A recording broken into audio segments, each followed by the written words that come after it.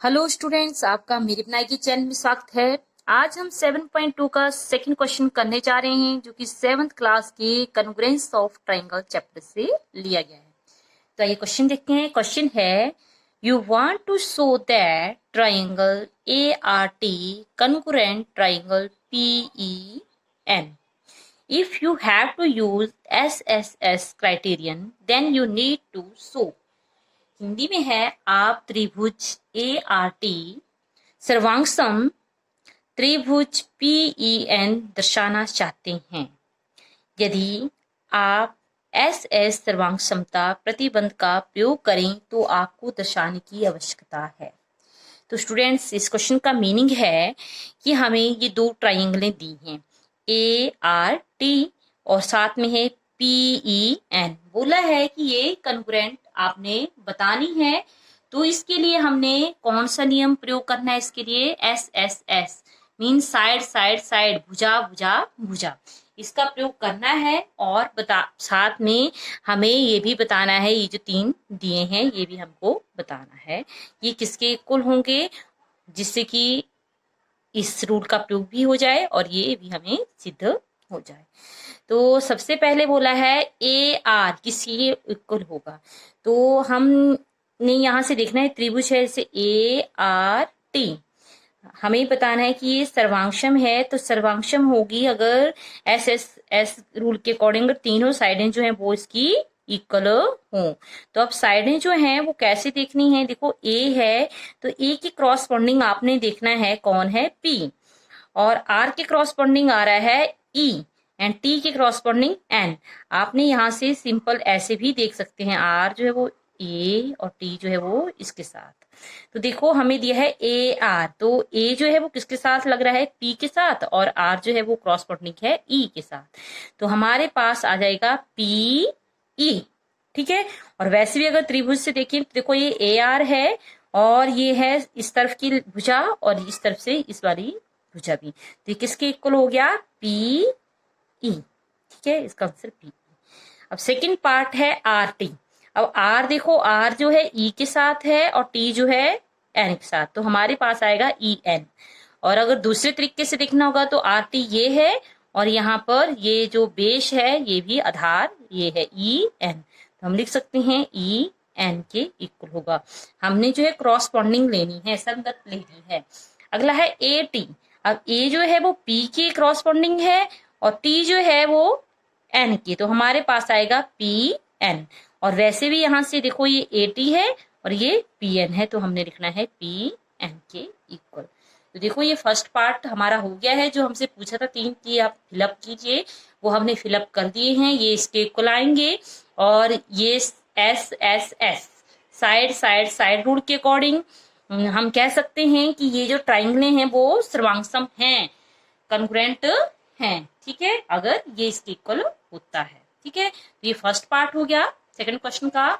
अब इसका हम सेकंड पार्ट करते हैं, बी पार्ट। बी पार्ट में क्या बोला है, यदि याद दिया गया है कि एंगल या कोण T बराबर है कोण N और आपको SAS प्रतिबंध का प्रयोग करना है, तो आपको आवश्यकता होगी। If it is given that angle T is equal to angle N and you are to use SAS criterion, you need to have। अब स्टूडेंट्स, इस क्वेश्चन का क्या मीनिंग हुआ? हमें जो है एक दे दिया है यहाँ पर, एंगल T जो है वो एंगल N के इक्वल है। तो यहाँ पर T कौन सा है? देखो, ये है, ये किसके इक्वल है? इसके इक्वल, ये हमें क्वेश्चन में दिया है। साथ में कौन सा प्रतिबंध बोला है? SAS, ये क्राइटेरियन लगाया है साइड एंगल साइड का, इसका प्रयोग करना है और हमें बताना है कि ये जो है वो सर्वांशम है अगर ये जो साइड्स हैं वो किसके इक्वल होती हैं। तो पहले तो बात है, जो हमें एंगल दिया है इस क्राइटेरियन में एंगल जो है वो अंतर्गत होना चाहिए, आपका जो है वो इंक्लूडेड एंगल होना चाहिए साइड और साइड के बीच में। तो ये जो एंगल है वो किस साइडों से बनके बना है? ये साइड और साथ में ये साइड, वैसे ये भी इस साइड से और इस साइड से। अब हमें बोला है RT। अब आर टी कहाँ है, ये देखिए ये आर टी है, ये इसका बेस है, तो ये इसके बेस के इक्वल ही लेंगे हम। ये देखो पहले आर आ रहा है तो हम पहले ई लेंगे, फिर टी है तो फिर एन, तो हमारे पास आएगा ई एन। ठीक है, ठीक है ना, जैसे ये बेस है वैसे हमने इस तरफ को ले लिया ये वाला। ठीक है, साथ में बोला है पी एन। अब पी एन कहाँ है, ये है पी एन। अब पी एन किसके इक्वल होगा, इस लाइन के इक्वल, ए टी, पहला पी है तो ये इसका वर्टेक्स शीर्ष और ये एन है तो ये इसका वर्टेक्स, तो हमारे पास आ गया P N equal to A T. और इस तरह से देखो साइडें हैं तो वो भी इक्वल हो गई, और एंगल तो हमें इक्वल दिया ही था, तो हम जो है वो बाय दिस रूल, साइड ये साइड, एंगल ये एंगल और साइड ये साइड, इस रूल के अकॉर्डिंग हम कह सकते हैं कि ये जो दोनों त्रिभुजें हैं, कौन सी त्रिभुज, पीईएन, पीईएन सर्वांगसम है, कॉन्ग्रुएंट है, कौन सी, ए आर टी। आपने जो है वो क्रॉसपॉन्डिंग ही लेना है, पी पहले लिया तो यहाँ पर ए, ई लिया तो फिर आर, एन इस तरफ है तो ये टी। ठीक है, मतलब वर्टेक्स ऊपर वाला ऊपर के साथ, इस वाला इसके साथ, लेफ्ट वाला राइट राइट के क्रॉसपॉन्डिंग। ठीक है, इस तरह से सेकंड पार्ट भी कंप्लीट हो गया, इसमें हमने ये फिलअप कर दिए हैं टू साइड्स जो हमें बोली थी, यही हमसे इसमें क्वेश्चन में पूछा था। नाउ इसका सी पार्ट देखते हैं। सी पार्ट में क्या बोला है, if it is given AT is equal to PN and you are to use ASA criterion you need to have।